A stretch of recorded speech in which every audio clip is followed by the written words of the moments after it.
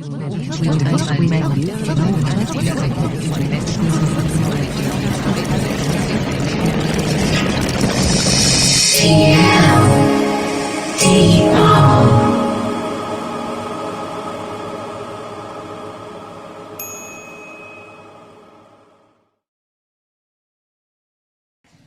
shit, people are really interested in the social credit system. Look at that.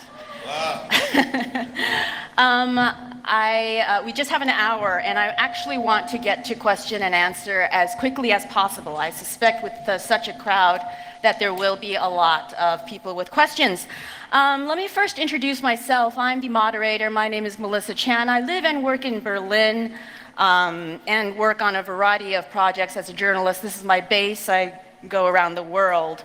And I was based in Asia for almost a decade, 5 years in Beijing as correspondent for Al Jazeera, and continue to keep tabs on the country, particularly its growing influence in the world. The title of this talk is Debunking Myths Around China's Social Credit Score.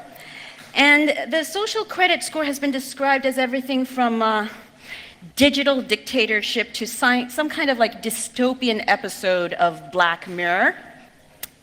If you don't behave, and there are many ways you can misbehave, supposedly, from jaywalking or having the wrong political views, you will supposedly be penalized. There was the headline you might have seen about millions of people being on a blacklist where they cannot participate in air travel. But as our panelists will explain with much greater knowledge, it is less comprehensive and less national than you might think. Some would argue it's less about blacklists and actually more about building trust. And if you've ever been to China or have spent time in China, you know that trust is a serious issue, building trust between people to people and also people to organizations and companies. Before I introduce our panelists, I want to emphasize, though, because this thought occurred to me as I was looking at the title, debunking myths. I don't want to give the impression that keeping track of people and acquiring digital data about people is okay. We are going to try to debunk myths, but that doesn't mean that this social credit system cannot create a lot of harm, and it doesn't mean that the social credit system is not problematic.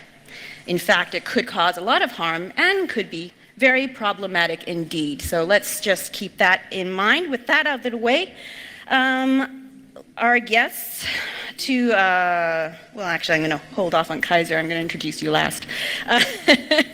But Jeremy Dam here is Senior Fellow of the Yale Law School Paul Tsai China Center. He's based in Beijing, and he looks at Chinese legal reform with a focus on criminal procedure law. He runs this website called ChinaLawTranslate.com, which is a really incredible resource. I highly recommend that you check it out. There's not a single foreign journalist covering China that does not go to that website as a primary source. I can tell you the New York Times journalists all do. Next is Genia Kostka, who is here based in Berlin at the Freie Universität. She is a professor of Chinese politics, looks at digital transformation among many other things. And she is on this panel for a variety of reasons, but because of her most recent study, it's very fascinating. She did public opinion polling in China on social credit. And then in the blue is Manya Kutze, who is editor-in-chief of a website called What's on Weibo. She follows social media in China, looks at digital developments and cyber culture there, and she's really been taking a close look at the social credit system and what Chinese online are saying about it and thinking about it. Last but not least is Kaiser Kuo. I hold that off because the last time I saw Kaiser was 6 years ago, the day before I was expelled from China. That's another story, you can Google that. Kaiser is co-founder and host of Sinica Podcast, which I highly recommend. It looks at current affairs in China There was a really good one a few weeks ago where you talked to Nuri Turkel on the situation in Xinjiang. As you know, there's massive human rights violations going on there. It's a fantastic podcast. A few years ago, when he was based in Beijing, Kaiser was director of international comms for China's top search engine, Baidu. That's another fascinating conversation I could have with you, another panel altogether. And he had lived in China for 20 years. Final fun fact is he was involved in a heavy metal band in the late 80s and 90s in China. So I'm sure there's something on YouTube, maybe? Yeah. All right, and with that introduction, we will go in this order in terms of everyone sort of talking about what they want to say about the social credit system. So over to you, Kaiser. Thanks, Melissa. I actually don't want to talk specifically about the social credit system, but maybe give a little bit of context for why we talk about the social credit system in the West the way that we do. I think that it's important for us to think about this, and I hope everyone will reflect on this. Just 3 or 4 years ago, maybe as much as 5 years ago, we had two very, very different narratives about the relationship between authoritarian politics on the one hand and technology on the other hand. One of those narratives said that in an authoritarian political setting, innovation wasn't really possible. We forget the examples of the V2 rocket, which was developed here, of course, or the Sputnik. But you know, there was almost an axiomatic belief on the part of many Westerners that political freedom and the technological innovation had to coexist. They had to be hand in hand. The other one that we believed, and now of course we've changed on a dime. I mean, just in the last couple of years, we've suddenly gone to this belief that China is out-innovating everyone else, and that China is going to, as we say in English, eat our lunch. Which is a very curious thing, because I think that we were as wrong then when we were dismissive of China's ability to innovate as we are now when we overestimate China's ability to innovate. The other narrative that has really flipped, and I think that's really germane to this particular topic, is that we used to believe that technology would ultimately undermine authoritarian governments all over the world. We used to believe that you couldn't nail the jello to the wall, that ultimately we were going to see internet-led revolutions all over the world where the oppressed would rise up. And we have been disillusioned from that. We've had a series of events, especially in my native United States. We were still looking at the smoldering remains of the Arab Spring, where we had handily appended the name of some social media property to each of these Arab Spring uprisings. That didn't work out like we thought. We had the experience of the Snowden revelations, including the revelation that the NSA was spying on the German government here.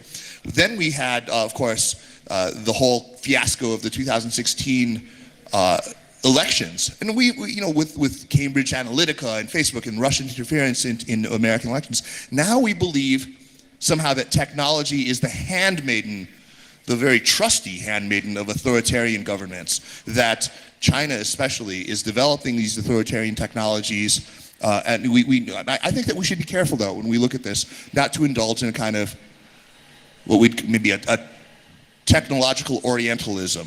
We should be very, very careful about this, and I think that the panelists who actually know quite a bit about what's happening can attest to this. So that's all I wanted to say, and I'd be happy to discuss it. Thanks, and thank you for the good introduction. I'm glad to hear so many people use my site, and hopefully in the future they'll actually subscribe and let me know something of that. But I don't have a whole lot of time, so rather than first describing what social credit is, I want to go to this debunking theory and talk about what it isn't. And three things that it isn't. First, it is not a rating system for citizens. In the main document leading to the plan for this, there is no mention of scores, points, or rankings of any kind. Second, it is not the full extent of China's surveillance, technological or otherwise. I'm primarily a criminal procedure person. The state is very able to gain personal information about you when it so chooses, and social credit should not be used as a synonym for all invasive procedures that the Chinese government does. The third thing about social credit that is not, is it is not so tech intensive. It feels like this is something that the West has got onto, but in truth, the actual systems are about sharing existing government information. There are no algorithms involved. It is mainly addition and subtraction. So what is social credit? Well, I break it down into three major portions. The first is a financial portion that is about financial credit reporting, similar to what you find in other countries, including trying to reach the great unbanked or underbanked populations by using some new data instead of just previous lending history. The second and most developed portion is a system of blacklists and regulatory law. This is the part that actually has teeth now and is the part that's supposed to be completed by 2020 and is largely already completed now. There's 43 or 44 industry-specific blacklists. Each regulatory agency makes them. And what's innovative about social credit is that other agencies will sometimes agree to enforce things against the people blacklisted by one agency. And finally is a propaganda publicity section, which involves primarily outreach to convince people of the importance of being honest, which in China is a big issue right now. And that is where some of the few point systems that do exist regionally come in. But I call them publicity or propaganda comfortably because, say, for example, in Shanghai, one of the 4 locations that has a full set of regulations on social credit, their regulations don't mention the point system that they do have there. There are never punishments imposed for something that isn't violating the law or breaking a legal obligation. The point systems are largely educational.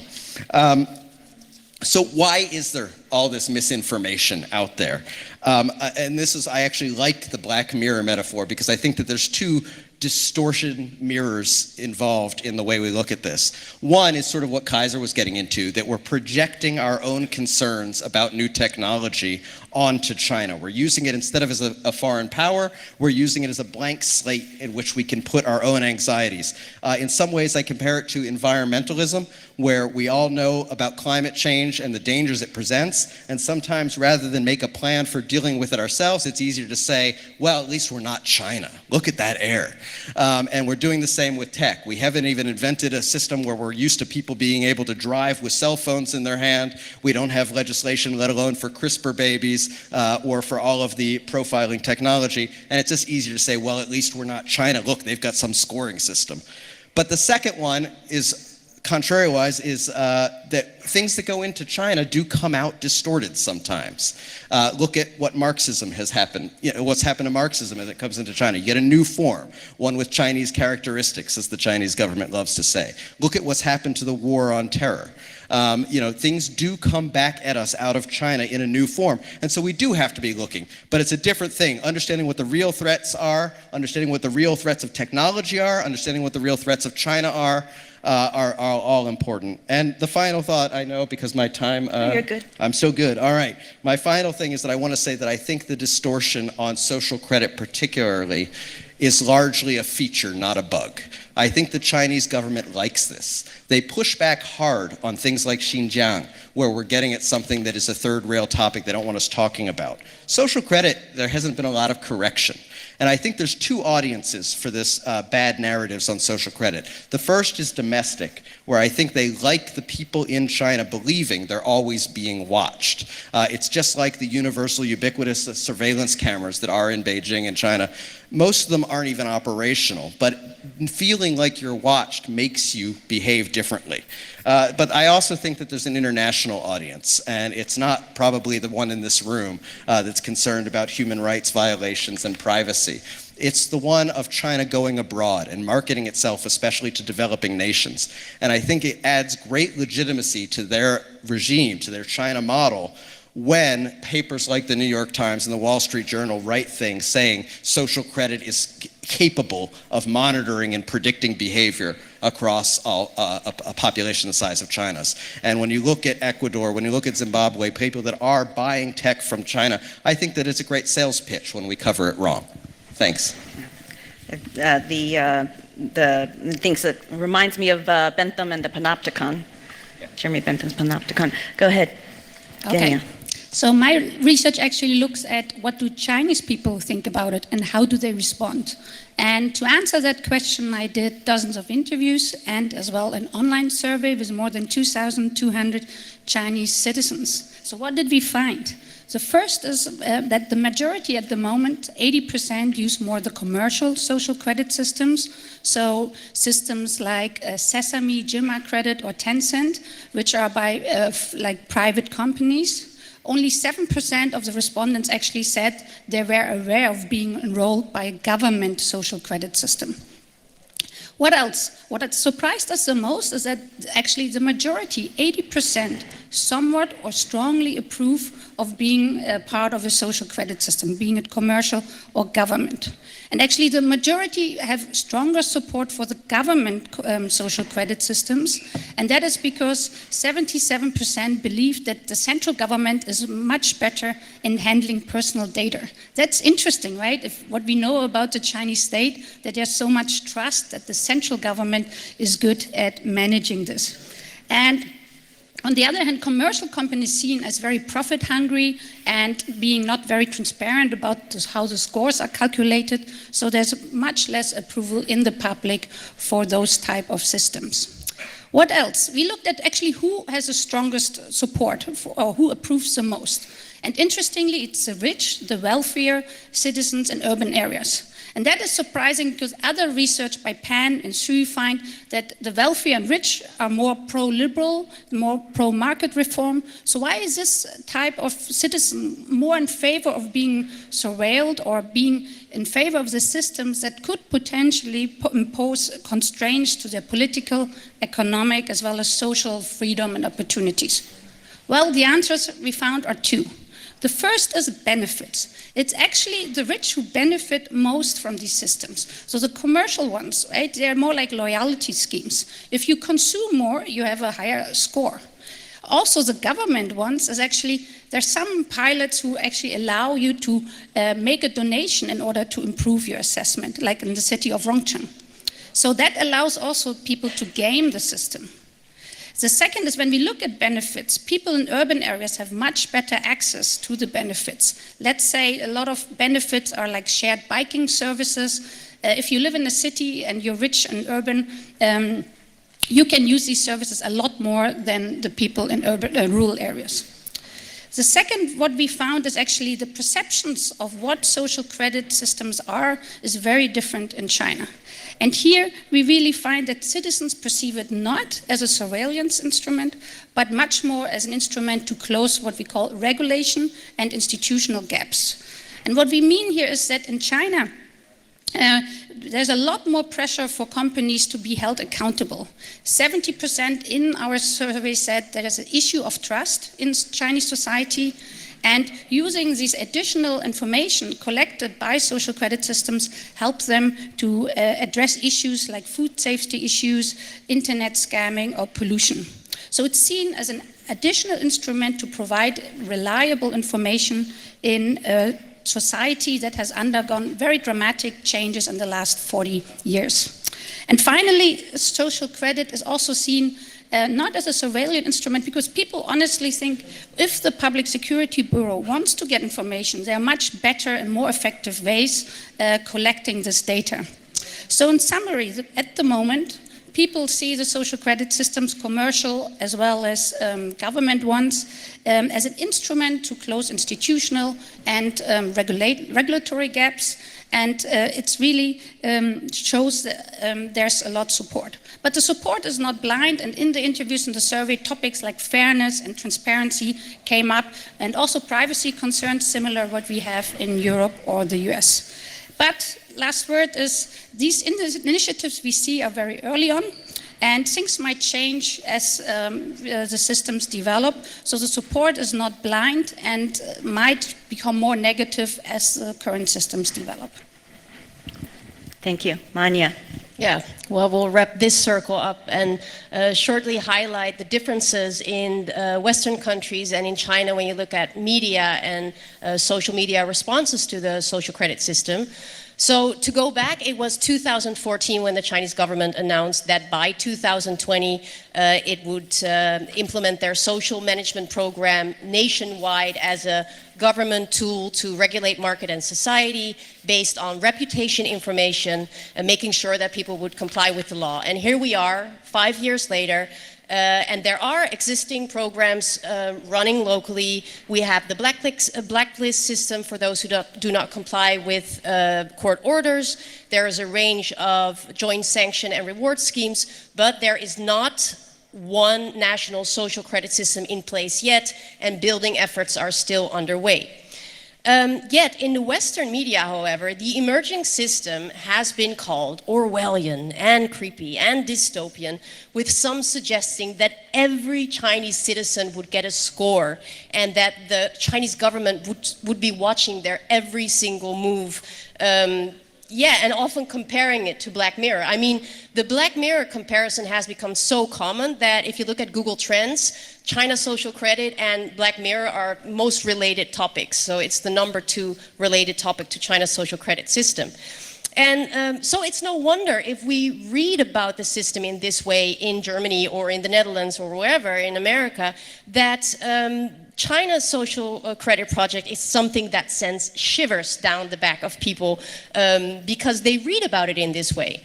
And then we look at Chinese media and China's propaganda efforts, and we see a completely different picture of China's social credit. Really, it's like a night and day difference.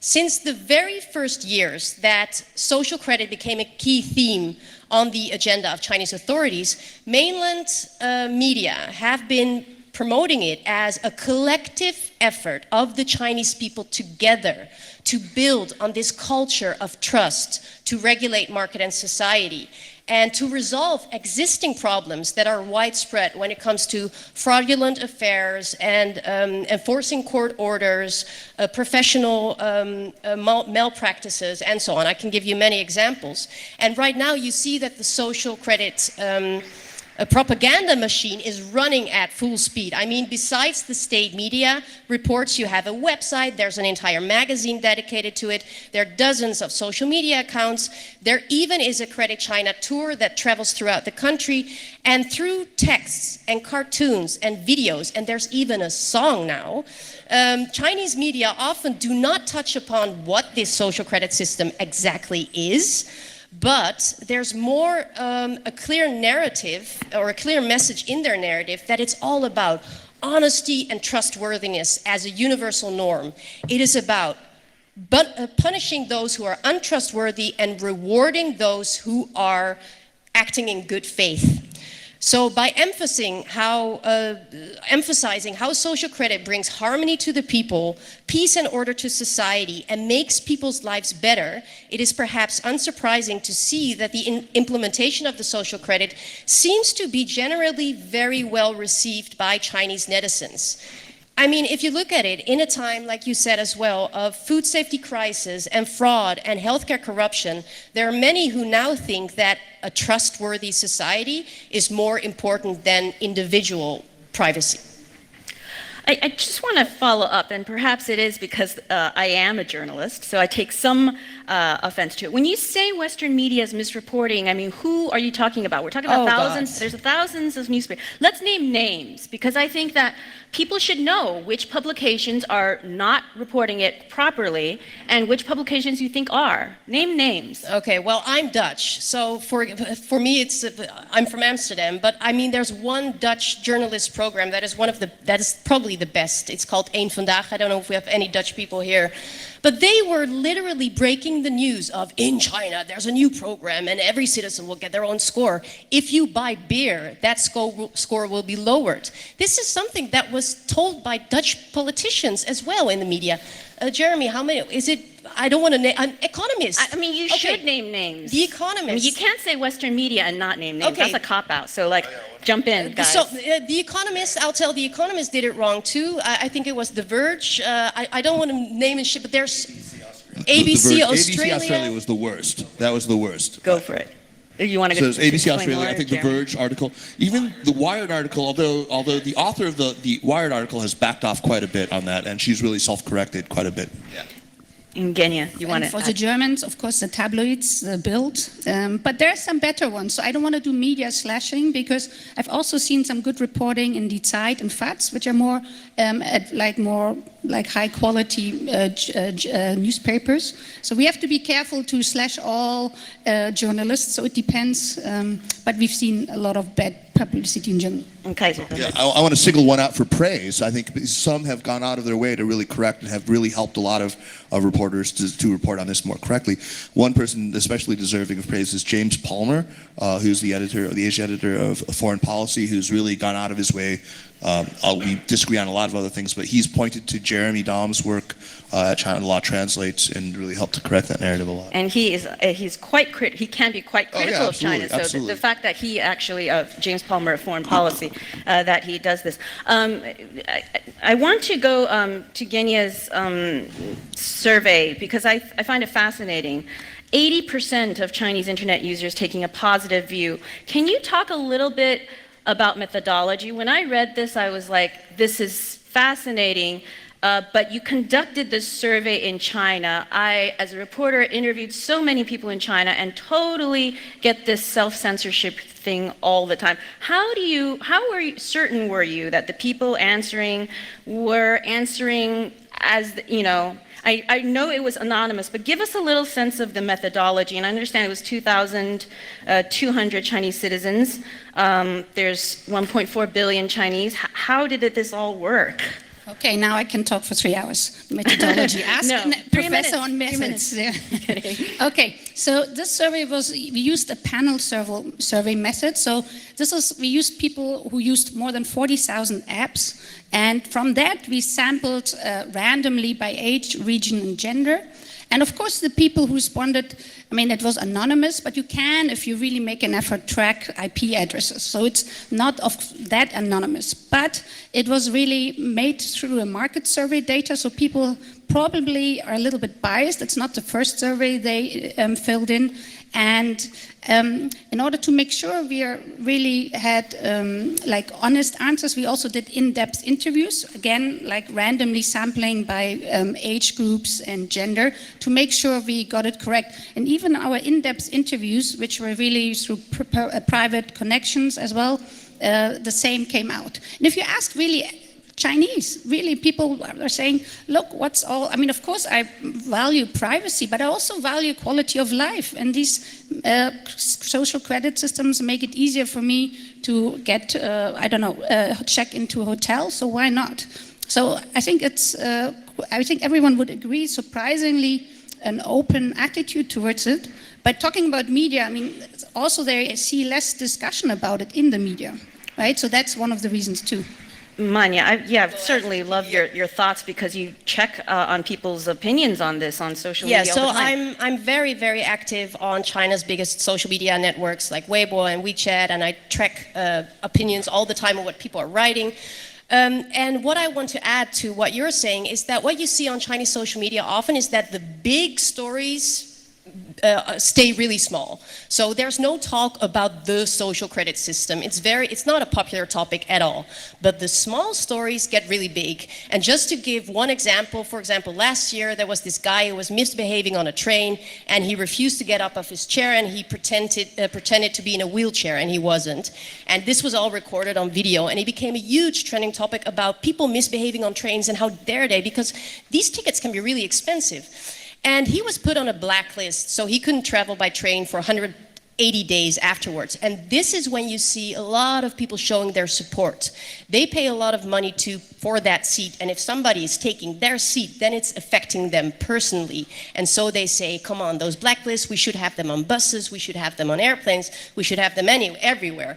And this is where you see that there's a lot of support for this kind of system, but not for the great picture overall, but for the smaller parts of the system. Jeremy. Going back to the survey, and we've spoken about this before, I think it's important for people who aren't working on social credit to understand my experience, which is that if you ask the average Chinese person, what do you think of social credit, the social credit system, they would have no idea what you're talking about. The vast majority of reporting on social credit is in the West. I've attended Chinese legal conferences where we're talking about social credit, and we spend 50% of the time saying, well, it seems like the West thinks this is really important, so we thought we ought to have a conference. Also, the phrase social credit, the Chinese phrase, 社会信用, if you didn't know there was a system with this name, it could mean public trust. And if you ask people, to what extent do you approve, which is, I believe, the one question that was asked to find out people's approval of social credit in this survey, if you ask to what extent do you approve of the public trust system, what fool would say, oh no, I'm totally anti-public trust? The other data in your survey did do a good job of showing that it was, people were confused about what social credit was. It covered everything from these private reward systems through the court blacklist for people who failed to act on a court judgment. So we don't know what it is people are agreeing to. I compare it to the drug enforcement system in the US. If I asked people, what do you think of drug regulation in the US? And a lot of people thought I was talking about the war on drugs, but other people thought I was talking about medical patents and the FDA, and some people thought I was talking about their local pharmacist's policy of getting prescriptions back, and then said 80% of people approve. We need to get more specific, and I think that's probably your next project, is finding out what people think they're answering to. And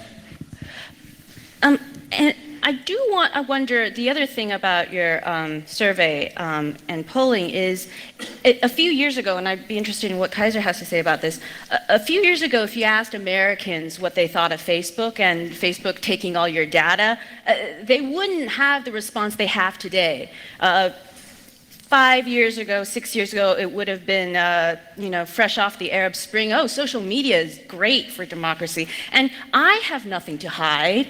There's no skeletons in my closet. I don't mind if they take some data from me. So when you ask a question, I wonder to what extent it's almost too early to ask people what they think about something like this, because they themselves haven't thought about it and don't even know the ramifications of that. So, the 80% figure can be read incorrectly as Chinese people approving of it, when in reality they haven't really thought about it. I mean, I think we asked a couple of questions, right? So the first question we also asked, should it be implemented? And only 1% actually answered thinking it should not be implemented.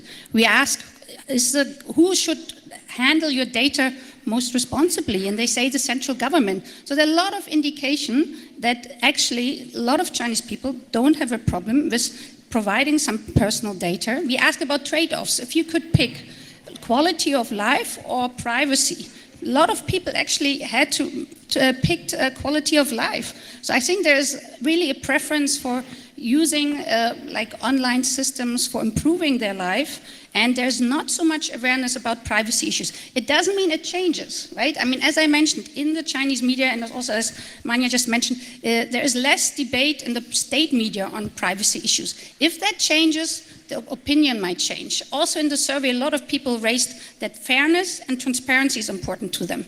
At the moment, there's very little transparency of how, for example, Gilmar Credit calculates their scores, so the commercial providers. And people don't find it, they're not very comfortable that they don't know how their score is calculated. It's similar, but we have issues in the West. So for example, 16% of all the users, of the commercial users using Gilmar Credit, said 16% said they have unfriended a friend on social media just because in order to influence or to avoid a negative score on Gilmar Credit. So 16% already unfriended a friend. So people are changing their behavior. And they are aware, they also 16% said they have posted different online posts because they want to avoid negative scores on Gilmar Credit. So this is now talking about the commercial providers. So people are changing the behavior. So it's not, I think it's not too early. There is already people changing their behavior. They're aware of certain trade-offs, but they make choices maybe differently than maybe we do. Well, I want Jeremy first and then Kaiser. Yeah, just to back up again, there's always these questions about terms and definitions. Just like I'm saying with social credit, for me, there's actually 3 different wings. Just to make it clear that the Gilmar or Sesame credit system It's a rewards loyalty program run by Ant Financial, which is under Alibaba. The prizes for getting a perfect score on it are things like you don't have to put a deposit down at hotels. There's a lot of talk about it on the web, but it's largely don't bother getting your score up high because nothing good happens. It used to want to be a credit reporting company and has since given up that ambition after the People's Bank of China nixed their initial application to sort of go there.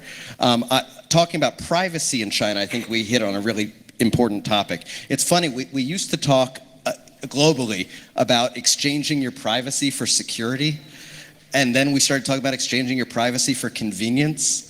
And it seems to me that the value of privacy is getting cheaper and cheaper, and we're all, the EU is doing a little better about trying to deal with this issue, but all that it's meant so far for me is clicking it's okay to keep cookies more often on websites rather than me actually voluntarily consenting to give out information. We haven't really addressed it. Chinese people are concerned about privacy. One of the private companies that was collecting data was actually fined for having people automatically opt in instead of have to voluntarily actively opt in to one of these private credit reporting schemes. But beyond that, the new civil code is being passed. They just released for public comment the section on privacy, which is open for comment, and anyone can go look at it. We did translate it, but it is about addressing the rights. The important thing to understand is that, I talk about different meanings of terms. What the EU means by privacy and dignity and personality rights versus what the US law means by privacy versus what China means by privacy are all different beasts. What China means by privacy is generally privacy between citizens and between citizens and corporations. They don't mean it between the government because the government has the ability to get your data. There are such a thing as search warrants. Once the police decide to open a case on you, the search warrants are issued by police to police. There aren't external checks.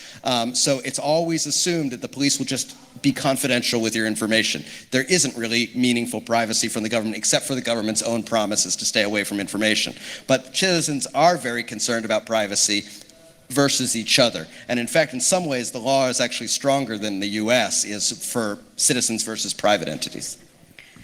Yeah, I would agree with you, Jeremy. I think there are some very pernicious ideas out there, and I think, frankly, Orientalist ideas that suggest that Chinese are unconcerned with this idea of privacy. I would say that they're no less concerned with it, that they exhibit the exact same patterns of behavior as, say, Americans do, which is to say they hear about a data leak, they fly into a high dudgeon for exactly 24 hours and then go back to scrolling through as quickly as they possibly can to find the little box they can tick to say, yes, have my private data.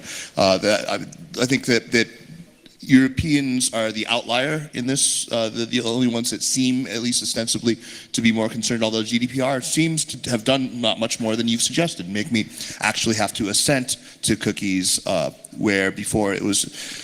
But the idea that Chinese are happy to have technology companies ride roughshod over their privacy is preposterous. There is actually a new, I think it's called the Personal Information, what is it called? Standard, the Personal Information Security Standard, and you can work out the acronym yourself. But it's actually modeled very closely and in some places more stringent than GDPR. So I think we should be very careful about this idea. Something that we talked about before we got on stage, though, Kaiser, could you talk a little bit more about why then even though Chinese do care about privacy, that the public conversation is more benign, the Black Mirror versus the Star Trek space. Yeah, sure. That's a very good point. I mean, if I had more than 3 minutes initially, I would have talked about this. So. Yeah, I think that in all countries, technology is created and consumed in a kind of social and cultural matrix, and it's very different from country to country. You have to think about the Chinese and their experience with technology.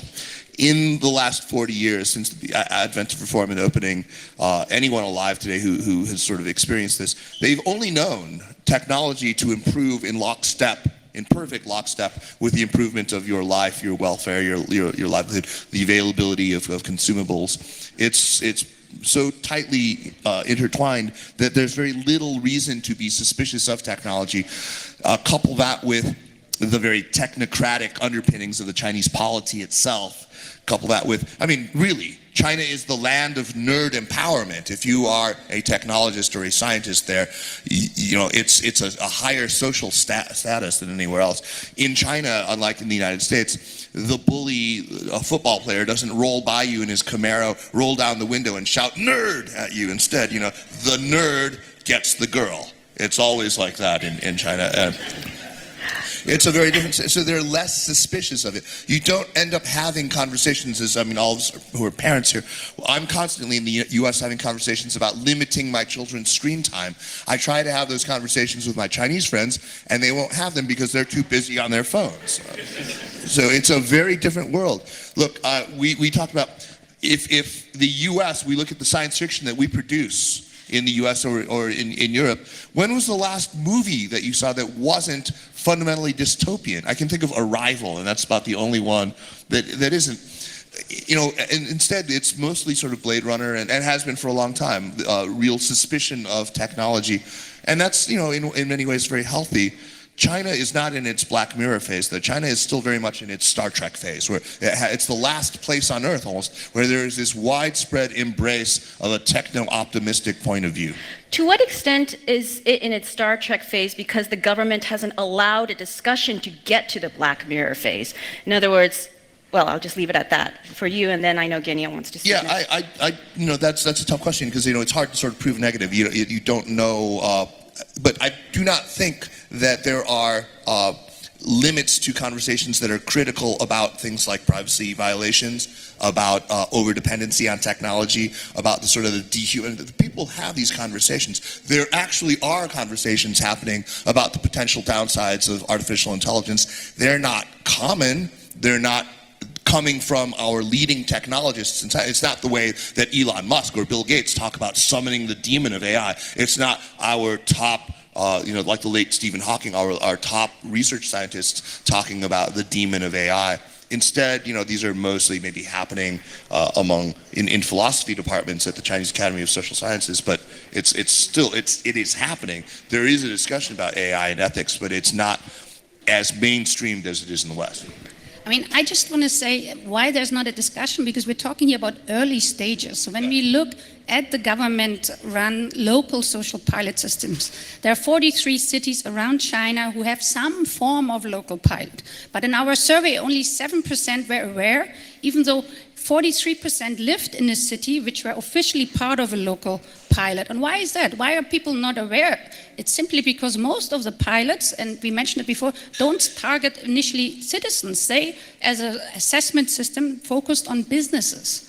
And so that's maybe also why citizens don't discuss it. It doesn't affect their daily life. People don't even know that it exists. So, but it might change. So, I mean, that's why it's good to have this debate if the systems develop. And the plan is that initially lots of local pilots start with businesses, but the plan is that it gets extended to the individuals. And if that is the case, then of course it will affect them. And then citizens already in interviews mentioned that they are concerned about fairness. And often they mentioned, oh, they're worried that the local government officials who have the right networks can, you know, get away with it, but the average citizens are bound by their assessment. So it will continue, the discussion will be continued about fairness, transparency, and actually in Germany we have exactly the same debate. So it's really worth to globally discuss these topics. But Manja.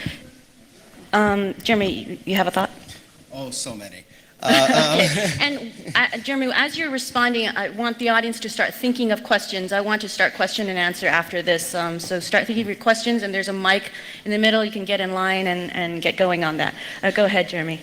I mean, I disagree a little. I think that the reason most people are unaware of the point systems that are piloted in a few areas, and Rongcheng is the one that gets written about the most, is because they don't impact people's lives. They're part of that educational component. They have rewards and they even have some punishments, but the punishments are for things where you've already been punished for breaking a law. So what you're really getting is a supplementary punishment, more along the lines of the consequences of having a criminal record in the US, say. So if you get caught stealing a TV, and the police come out while you're walking out with that TV, your thought is not, oh, damn, my social credit is gone. Your thought is, oh, I'm going to jail.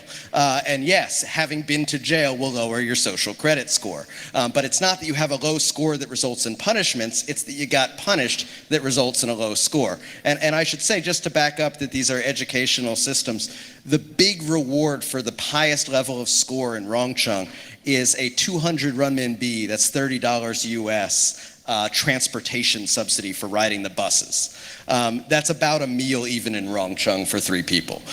So these are not huge benefits that people would be changing their behavior. I think there will be more scoring systems, and I think they will largely be ignorable. But you know, that is not the real heart of social credit, which is this regulatory system. Great. I see one person at the mic, so I'm going to just throw in one question. Can you hear me? Yes. Yes. Do you mind holding? I'm going to throw in one more question because I just see you next. So we'll go to you right after. But people are shy. Can we talk a little bit, whoever wants to jump in, about the government, different governments, municipalities, and also companies will decide their mini version of social credit, right? Whether it's the banking or whatever. Not much discussion going on in China then about biases. And you know, sort of, here's example. I can't help but not talk about Xinjiang when I'm talking about China these days. All right, it's just almost sort of necessary. Ramadan has just started, and in Xinjiang, the Muslim minority there, from reports that we're hearing, and this happens every year, it seems like, but is that they are discouraged from fasting.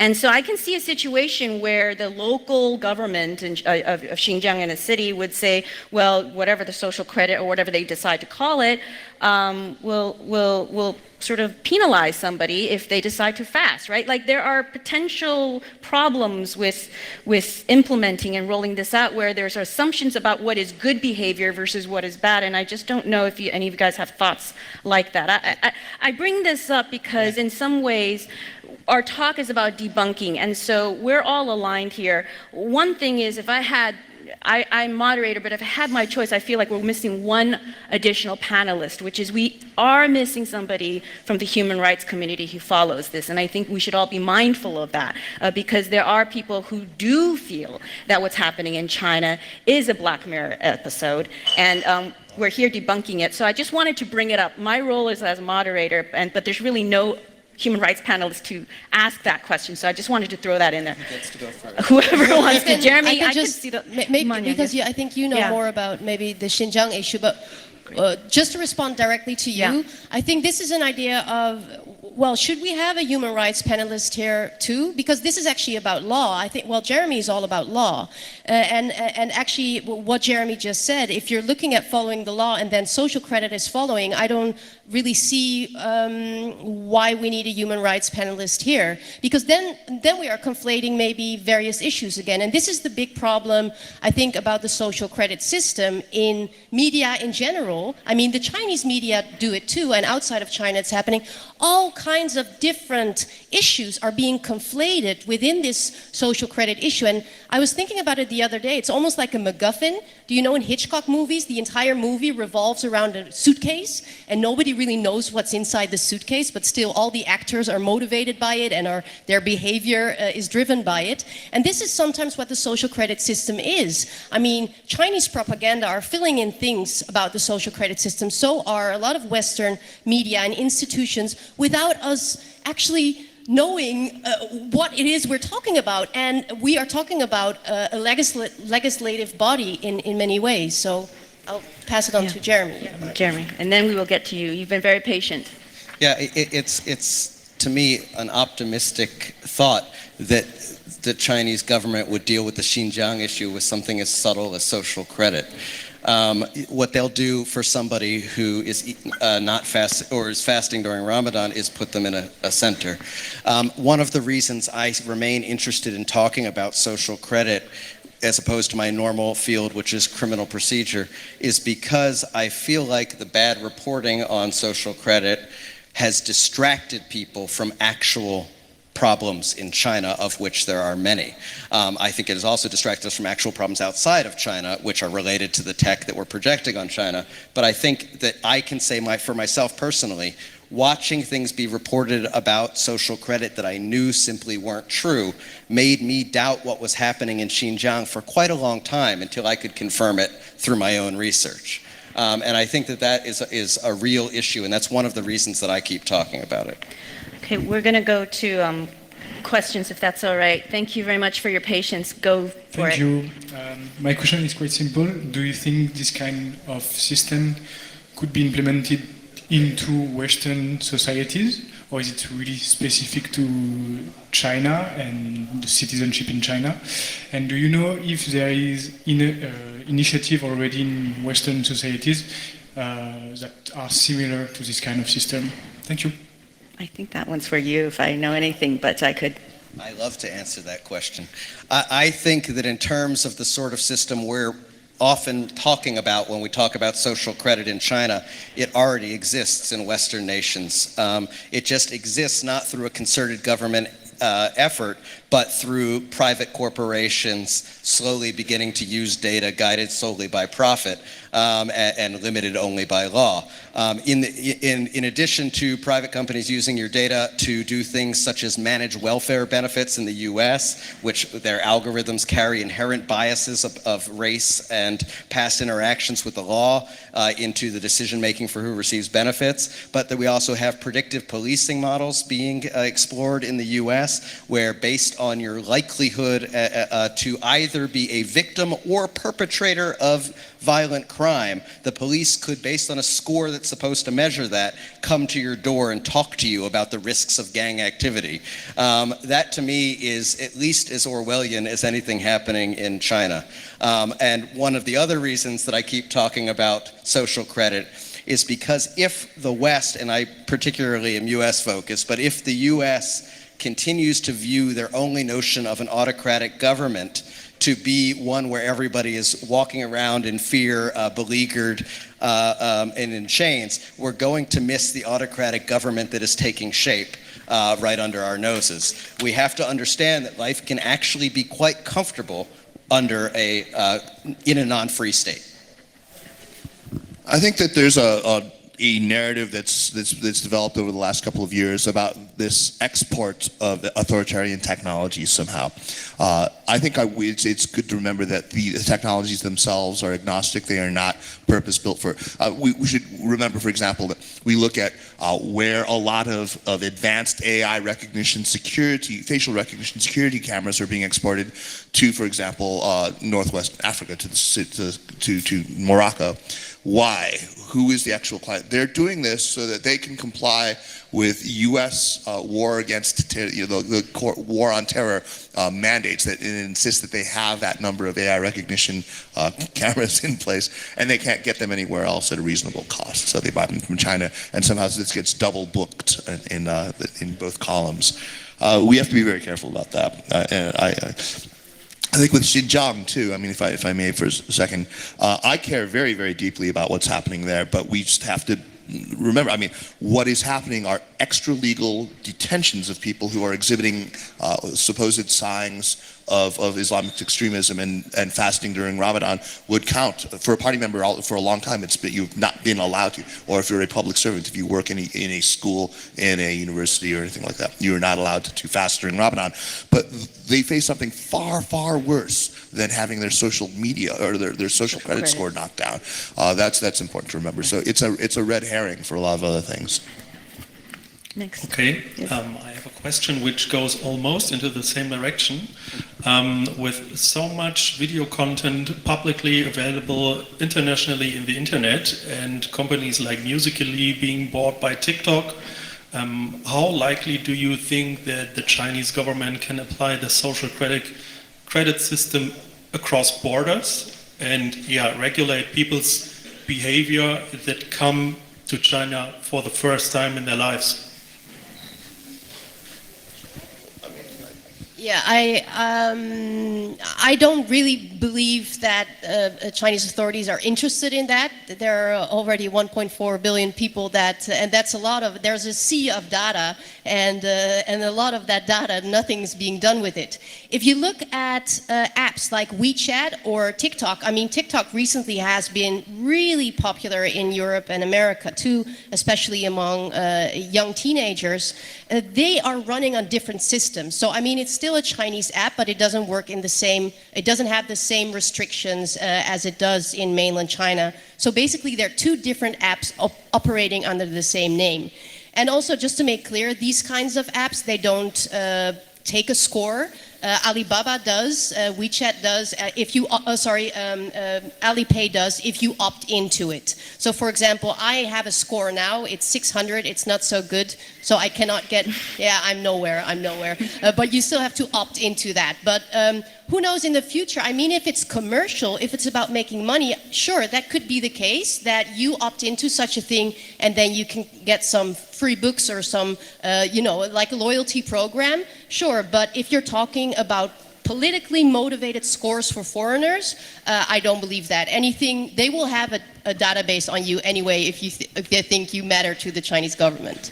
Look, I mean, there's an assumption in here that I find very disturbing, and it's this idea that we should have some kind of extraterritoriality for foreigners living in China. So somehow the social credit system, even were it to exist in the most full-fledged form that of the Western imagining, even if it did exist, why wouldn't it be applicable to people living in China? Of course, they don't even come to China, and still China has the data then. Well, no. So I mean, I think she's addressed this question of people crossing border. I mean, of the app crossing borders into other markets.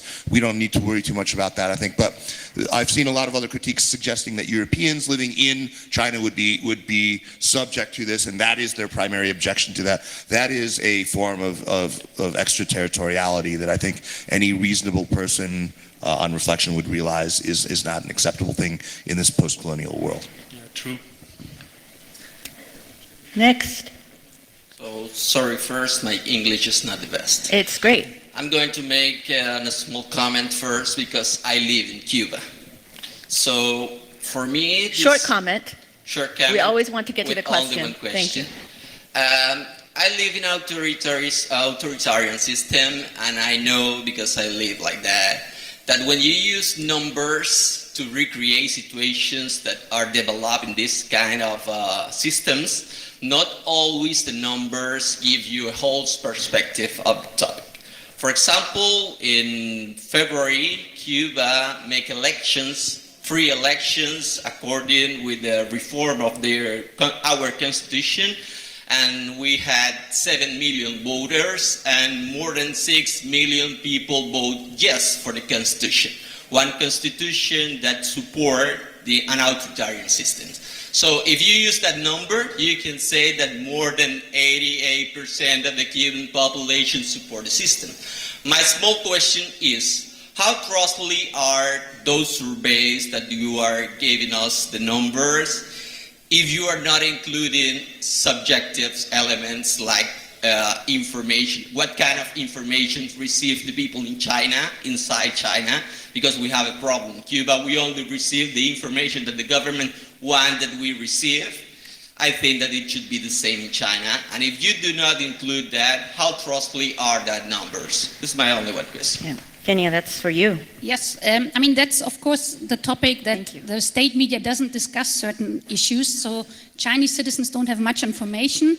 I mean, we looked at also rural citizens. They're especially not very approving of the system simply because they don't understand them. So, I mean, this is a topic, and but even in interviews, when we then actually explain to people what we mean and explain certain possible risks that could arise for individuals, people were quite made their own choices, and they didn't seem so concerned. It's just they have a lot of competing concerns, and this is at the moment it just hasn't affected their life so much. Yeah, so that's really again the point. These are very early initiatives, and I mean again, just the point about the government has a propaganda to increase the trustworthiness in society. And people are concerned that they can't, trust their neighbors. And so they see it as an additional tool to get information. Okay. Thank you. Thank you. Next. Hi. My question is about, we started out with Black Mirror and the dystopian side of things, and you already mentioned that big data and algorithms do not play as big a role as we think they do, and that we conflate many issues, but I guess my question is, what kind of role do they play? Do they play any role? Is it likely that they will play one, or are they is it just an idea that was transported via bad reporting? So, in my mind, knowing China's criminal procedure system, there's no doubt that as algorithms improve, they will begin to be incorporated for at least predictive policing, like Police Everywhere hope that it will. It's not there now, and it's certainly not social credit. Right now, social credit is about additions and subtractions in the local point systems, and the blacklists are really just that each regulatory agency has selected the most serious offenders to put on a blacklist for that industry. I would say that I never think there will be a unified social credit score. And the reason for that is I don't think it's useful to people. It would actually turn big data back into small data if you couldn't tell why someone had a certain score. When you go into a restaurant and you see an A grade or a B grade, you want to know that that's about the sanitation conditions in that restaurant. You don't want to know that this place actually should have a failing grade, but the guy gave a lot to charity and visited his grandma last week, so we're going to pop him up to a C. People want data that's useful to them. Police want data that's useful to them. Now, the problem is that in experiments in the US and elsewhere with predictive modeling, we've seen that they get a lot of false negatives and false positives, actually, where they're either being over or under inclusive. And China will be less concerned about roping in some people who are actually innocent when their model says that they're guilty. Whereas the US might see the error in the model and say, well, this model isn't helpful, let's put it aside. But I don't think we'll ever have a universal algorithm, but I certainly believe that China will do whatever it can to implement new technologies into furthering their existing models. And again, I would say that I think all governments will do this, but outside of China, there's civil society and often courts that can challenge these programs. And at the same time, though, our governments don't seem to be doing a great job planning for this. We seem to be doing it reactively.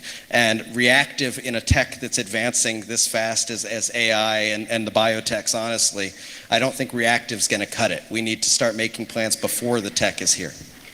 Thank you. Thank you. And we have 2 minutes, so the last question. Okay, very fastly. I worked 6 years in automotive business in China in the strategy department, and I have 2 things to say. One is I worked a lot with numbers, accident, traveling, whatever. I never had the feeling they were objective. That's the thing what I just want to mention, because I think when you speak about different culture and also how information are used, there's a very different culture about this in China. I guess you're aware of that. Second one is I worked a lot with this typical middle class wealthy Chinese, and we talked a lot. I also speak Chinese. So it was very difficult to really get their opinion on things. Yeah, so I just want to mention here again, I still see, even though I don't like the negative drive, what is often done from the Western media, that it is an impact on their freedom, and they don't really have the chance, as long as they live in China, as they're Chinese, as they work in China, and they have a Chinese passport, I don't think they have the chance to say openly what they really think. So it's very difficult to do us away and really believe in the numbers you get in the end.